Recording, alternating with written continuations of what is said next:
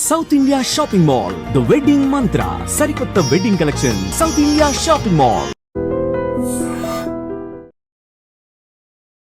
నమస్కారం, నా పేరు డాక్టర్ షగుఫ్తా. నేను న్యాచురోపతి డాక్టర్ని.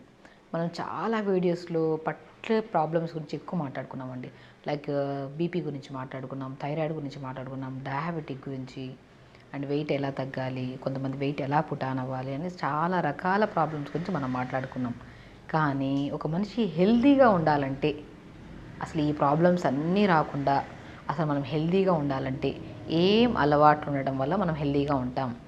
అసలు ఈ మధ్యకాలంలో యంగ్స్టర్స్లో గమనిస్తే, అంటే పెద్దవాళ్ళలో కంటే యంగ్స్టర్స్లోనే ఎక్కువ సమస్యలు చూస్తున్నాం.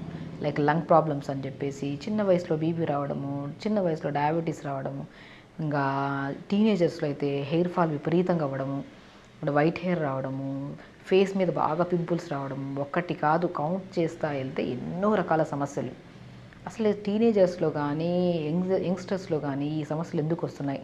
లైక్ ఆల్మోస్ట్ 13 ఇయర్స్ నుంచి తీసుకుంటే చిన్నపిల్లల్లోనే చాలా వరకు కాన్స్టిపేషన్ ఇష్యూస్ ఒకటి, కొంతమంది బరువు పెరిగిపోతున్నారు, అమ్మాయిలు అయితే పీరియడ్స్ ఇర్రెగ్యులర్గా ఉండడం, అబ్బాయిలు అయితే వైట్ హెయిర్ ఫాల్ ఒకటి అని కాదు, అన్ని రకాల సమస్యలు వస్తున్నాయి. అసలు ఈ అన్ని సమస్యలు రాకుండా మనం హెల్తీగా ఉండాలంటే ఏమేం ప్రయత్నాలు చేయొచ్చు? అండ్ న్యాచురోపతిలో మనం తీసుకుంటున్న ప్రతి ఫుడ్లో కూడా, మనం చేసుకుంటున్న ప్రతి ప్రక్రియలో కూడా మన ఇమ్యూనిటీని ఎలా బిల్డ్ చేసుకోవచ్చు దాని గురించి క్లియర్గా మాట్లాడుకుందాం. ఒక హెల్తీ పర్సన్ అంటే నేను ఒక్కటే చెప్తానండి, మార్నింగ్ పొద్దున లేచిన వెంటనే మల విసర్జన చేయాలి. అంటే లేచిన వెంటనే మోషన్ పాస్ చేయాలి ఫస్ట్. మనం చాలామందికి అలవాటు ఉంటుంది, ఇర్రెగ్యులర్ టైంలో, అంటే మధ్యాహ్నం వెళ్తారు, సాయంత్రం వెళ్తారు, లేదంటే ఒక 2 days తర్వాత వెళ్తూ ఉంటారు.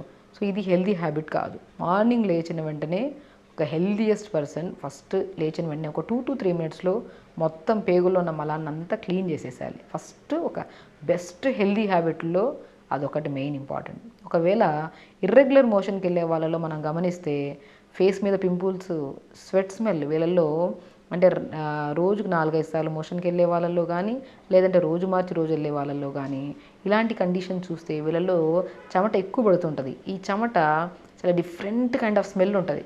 నార్మల్ చెమట పడితే నార్మల్గా, యాక్చువల్లీ వెరీ నార్మల్గా ఉంటుంది. కానీ ఈ ఇర్రెగ్యులర్ మోషన్స్కి వెళ్ళే వాళ్ళలో, మలబద్ధక సమస్య ఉండే వాళ్ళల్లో మన స్వెట్ స్మెల్ కానీ, వాళ్ళ బాడీలో అంటే స్పెషల్లీ ఫేస్లో చాలా పింపుల్స్ చూస్తాం మనము. అండ్ చెమట స్మెల్ కూడా చాలా డిఫరెంట్గా ఉంటుంది. అంటే వేరే వ్యక్తికి ఒక టైప్ ఆఫ్ డిఫరెంట్గా అనిపించినప్పుడు ఆ స్మెల్ మనకి ఇంకెంతగా అనిపిస్తుంది. అలా స్వెట్ స్మెల్ ఎక్కువ ఉంటుంది, ఫేస్ మీద పింపుల్స్. వీళ్ళల్లో ఎక్కువ శాతం చూస్తే మనము వైట్ హెయిర్ కూడా రావడానికి కారణం అనేది పేగులు క్లీన్గా లేకపోవడం వల్ల. సో చూసారా, ఒక మార్నింగ్ మోషన్కి వెళ్ళకపోతే మొత్తం ఇన్ని టైప్ ఆఫ్ ప్రాబ్లమ్స్ వస్తాయి. కాబట్టి హెల్తీగా ఉండాలంటే ఫస్ట్ ఎర్లీ మార్నింగ్ లేచి మోషన్కి వెళ్ళాలి. నెక్స్ట్ తర్వాత మంచిగా బ్రష్ చేసి మంచి గోరువెచ్చని వాటర్ కానీ, ప్లెయిన్ వాటర్ కానీ కొద్దిగా తాగి, దాని తర్వాత ఒక డీటాక్స్ వాటర్ తాగాలి. సో డీటాక్స్ వాటర్లో కూడా కొద్దిగా తులసి కానీ, కొద్ది పుదీనా కానీ, కొత్తిమీర కానీ నీళ్ళలో వేసి లైట్గా మరిగించి చిన్న అల్లం ముక్క కూడా దంచేసుకోండి. అల్లం మనం రెగ్యులర్గా మార్నింగ్ డీటాక్స్ వాటర్లు తీసుకోవడం వల్ల లంగ్ ఇన్ఫెక్షన్స్ రావు. ఇప్పుడు మనం హెల్తీగా ఉండాలంటే ఫస్ట్ ఏం చెప్పాము, ఫస్ట్ మల విసర్జన చేయాలి. నెక్స్ట్ ఏంటంటే చాలామందిలో నోస్ ప్రాబ్లమ్స్, సైనస్ ప్రాబ్లమ్స్ అని, అడినాయిడ్స్ ప్రాబ్లమ్స్ అని, గురక రావడం కానీ, ప్రాపర్గా కొద్దిగా అలా ఇలా నడిచి వస్తేనే స్టెప్స్ ఎక్కి దిగడం వల్లే ఆయాసం వస్తూ ఉంటుంది. వీళ్ళలో మనం పర్టికులర్గా గమనిస్తే లంగ్ రిలేటెడ్ ప్రాబ్లమ్స్తో ఎక్కువ ఇబ్బంది పడుతుంటారు. ఈ లంగ్ రిలేటెడ్ ప్రాబ్లమ్స్ రావద్దు అనుకుంటే ఖచ్చితంగా మార్నింగ్ లేచాక మోస్ట్ ఇమ్యూనిటీ కానీ, ఇన్ఫ్లమేషన్స్ రాకుండా యాంటీ బ్యాక్టీరియల్గా, యాంటీ ఇన్ఫ్లమేటరీగా పనిచేసే బెస్ట్ ఇంగ్రీడియంట్ ఏదన్నా ఉందంటే అల్లం. చిన్న అల్లం ముక్కని లైట్గా దంచి కొద్దిగా తులసి, పుదీనా కూడా యాడ్ చేసుకుంటే మనకి ఫ్యూచర్లో కిడ్నీ రిలేటెడ్ ప్రాబ్లమ్స్ కూడా రావు. ఇవి 200-250 ml వాటర్లో వేసుకొని లైట్గా మరిగించుకొని పొద్దున్నే అలా మల విసర్జన చేసిన తర్వాత మంచిగా ఫ్రెష్ అప్ అయ్యి ఒక 250 ml వాటర్లో తాగామనుకోండి, ఈ వాటర్ చాలా, అసలు ఈ మార్నింగ్ డీటాక్స్ వాటర్ వల్లే ఆల్మోస్ట్ ఎన్నో రకాల ప్రాబ్లమ్స్ మనం రాకుండా కాపాడుకోవచ్చు బాడీని. సో దాని తర్వాత మంచిగా ఇంకా ఈ డీటాక్స్ వాటర్ తాగిన తర్వాత చాలామంది ఏంటంటే హరీబరీగా బ్రేక్ఫాస్ట్ కూడా ఇంకా, అంటే మనం ఎంత సరిపోతుందో అది కాకుండా మోర్ దెన్ తినేస్తూ ఉంటారు. లైక్ మన అరిచెయ్యంత పొట్ట, నేను చాలా వీడియోస్లో చెప్పాను, మన పొట్ట ఇంతే. మనం తింటున్నప్పుడు చాలా కాన్షియస్గా అరే మన పొట్ట ఇంతే కదా, మోర్ దెన్ తింటే మనమే డిస్కంఫర్ట్గా ఫీల్ అవుతాం.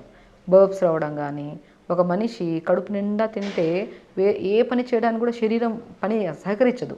లైక్ ఏదన్నా పక్క జరిగి ఏదైనా తీసుకుందామన్నా కూడా పొట్ట బరువుగా ఉండడం వల్ల జరగడానికి ఇబ్బంది పడుతుంటాం. ఏదైనా మంచి ఆలోచనలు కూడా రావు వీళ్ళకి. ఏంటంటే నెగిటివ్ థింకింగ్ ఎక్కువ ఉంటుంది ఓవర్గా ఎక్కువ తినే వాళ్ళలో. ఎందుకంటే వాళ్ళకి డైజెషన్ చాలా లాంగ్ ప్రాసెస్లో ఉంటుంది.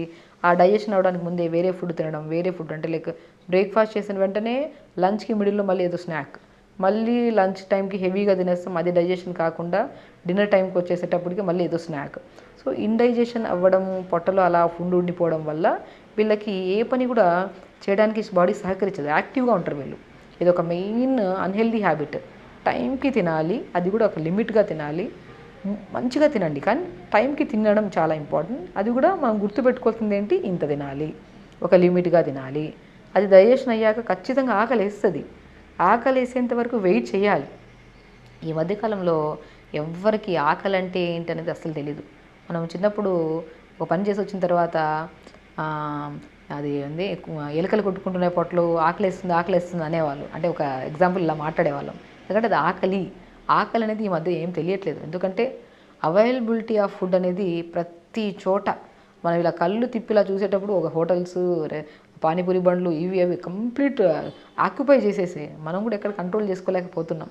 ఎందుకంటే ఇలా చూసిన వెంటనే అట్రాక్ట్ చేసే ఫుడ్ ఎదురుగా పెట్టేసి ఉంటారు, ఇంకా తినేయాలి. అప్పుడు మనకు ఆకలి తెలియట్లేదు. సో ఒక మనిషి మెయిన్ థింగ్ హెల్తీగా ఉండాలంటే మెయిన్ ఇంకొక విషయం గుర్తుపెట్టుకోవాల్సింది, ఆకలి వెయ్యాలి. అంటే మనం తిన్న ఫుడ్డు అది డైజెషన్ అయిపోయిన తర్వాత పొట్ట ఖాళీగా ఉంటుంది. ఆ ఖాళీ అయిన తర్వాత ఆకలి అనేది తెలుస్తుంది. అప్పుడు మనం కడుపు నిండా తినాలి. లైక్ ఒక లిమిట్లో ఆకలి అన్నప్పుడు ఆకలి తీరేంత వరకు తినాలి, అది కూడా ఒక లిమిట్గా తినాలి. సో ఇది అలాగ ఆకలి వేసేంత వరకు వెయిట్ చేయాలి ఒక ఫుడ్ తిన్న తర్వాత. ఇది కూడా చాలా ఇంపార్టెంట్ థింగ్. అండ్ ఇంకొకటి, ప్రతిరోజు ఒక 1 అవర్ యోగా చేయాలండి. యోగా అనేది మీరు ఇప్పుడు చాలా వరకు మనం వీడియోస్లో కూడా చెప్పాం, అన్నిటికీ మెయిన్ థెరపీ ఏదైనా ఉందంటే అది యోగా థెరపీ. యోగా కూడా పర్టికులర్గా కొన్ని డిసీజెస్కి ఈ ఆసనాస్ చేయాలి.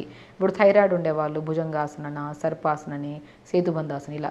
మనం డయాబెటీస్ ఉండేవాళ్ళు కొన్ని ఆసనాస్, బరువు ఉండేవాళ్ళు కొన్ని ఆసనాస్, లైక్ థెరపటికల్గా కూడా కొన్ని డిసీజెస్కి మనం యోగా చేస్తున్నాం. కానీ మనం హెల్తీగా ఉండాలంటే యోగా అనేది ఇప్పుడు ఎలా ఉండాలి, స్టార్ట్ విత్ వార్మప్స్తో స్టార్ట్ చేసి దాని తర్వాత మంచిగా చిన్న సూక్ష్మ movements, first warmups, eyeball movements, neck movements, joint movements, దాని తర్వాత మంచిగా స్టాండింగ్ ఆసనాస్, సిట్టింగ్ ఆసనాస్, సూర్య నమస్కార్స్, ప్రాణాయామ.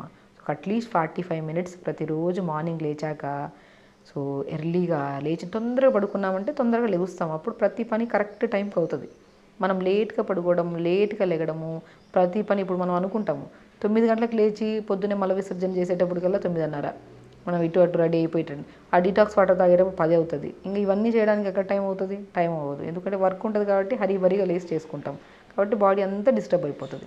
అదే ఎర్లీగా 5:30, 6 కల్లా లేచామనుకోండి, మార్నింగ్ మోషన్ అయిపోతుంది, యోగా అయిపోతుంది టైంకి, అండ్ టైంకి ఫుడ్ తింటాం. బై 8:30 కల్లా బ్రేక్ఫాస్ట్ కూడా అయిపోతుంది మనకి, డీటాక్స్ వాటర్ మంచిగా, దాని తర్వాత ఒక మంచి 8:30, 9 కల్లా బ్రేక్ఫాస్ట్ అయిపోయింది అనుకోండి. సో ఈజీగా మనకి లంచ్ టైంకి లంచ్ ఆకలేస్తుంది, డిన్నర్ టైంకి డిన్నర్ కూడా తింటాం మనం కరెక్ట్ టైంకి. కాబట్టి మెయిన్ ఇంపార్టెంట్ 1 మల విసర్జన, 2 ప్రతిరోజు యోగా చేయడం, 3 టైంకి తినడం అండ్ ఆకలేస్తేనే తినడం, 4 మోస్ట్ ఇంపార్టెంట్ స్లీప్. ఇప్పుడు ఆల్మోస్ట్ మనం ప్రతి వ్యాధికి కనెక్షన్ నిద్ర అని చెప్తుంటాను నేను. ఒక మనిషి నిద్ర లేకపోతే లేట్గా లెగుస్తాడు, పనులన్నీ డిస్టర్బ్ అయిపోతాయి, ఇది కామన్.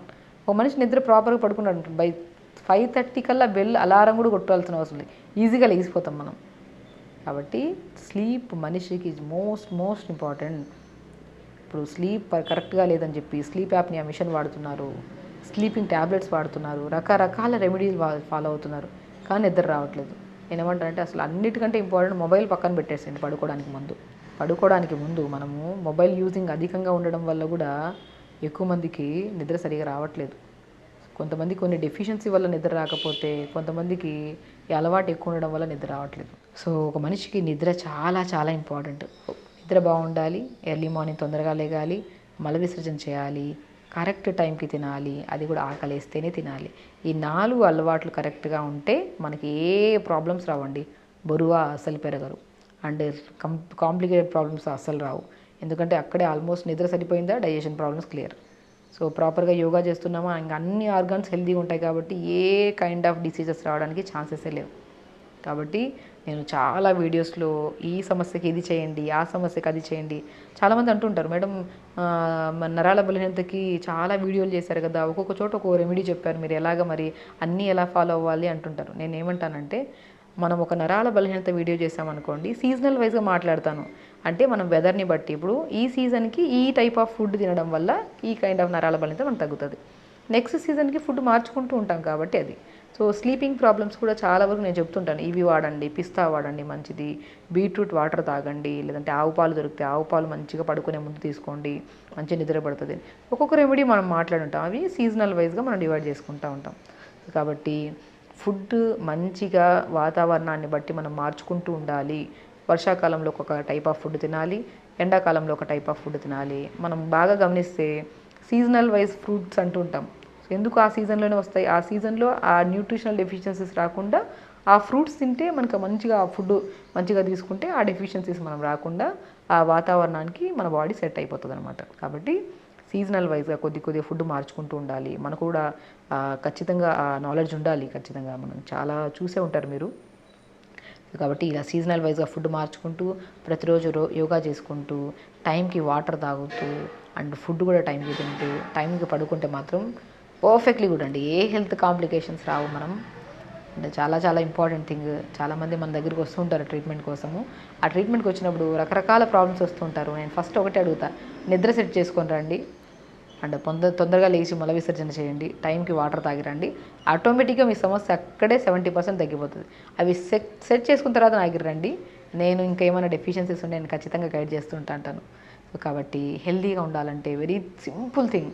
అది కష్టపడి చేస్తే 2 రోజులే చేస్తాం, అది ఇష్టపడి చేస్తే కంటిన్యూ చేయడానికి ఇష్టపడతాం అనమాట. సో కాబట్టి హెల్తీగా ఉండండి, హ్యాపీగా ఉండండి, ఖచ్చితంగా చేయండి. నమస్కారం.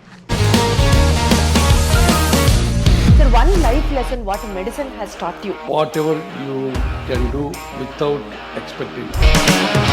బట్ ఐ రియలీ బిలీవ్ మన పాజిటివ్ యాటిట్యూడ్ ఉంటేనే మనం ఏదైనా సాధించగలం. గట్ని మనం కరెక్ట్గా డీల్ చేసినట్లయితే అది మనకి పాజిటివ్ హార్మోన్స్ని రిలీజ్ చేస్తుంది. షుగర్ వచ్చిన వాళ్ళ పరిస్థితి ఏంటి? పొట్ట దగ్గర పెరిగితే దాన్ని ఆండ్రాయిడ్ అంటారు, ఆండ్రాయిడ్ ఫోన్ కదా. అసలు థాట్స్ ఎందుకు వస్తాయి? బ్రెయిన్ డెడ్ అంటే దానికి ప్రపంచం అంతా కూడా కొన్ని నిర్దిష్టమైనటువంటి లక్షణాలు ఉన్నాయి. మానసికంగా ధైర్యంగా ఉంటే క్యాన్సర్ జయించవచ్చు. You are a doctor for a cause sir, అంతే. వాళ్ళకి వచ్చిన ఆదాయం కాకుండా ఫ్రీ సర్వీస్ ఎంతమందికో చేస్తుంది.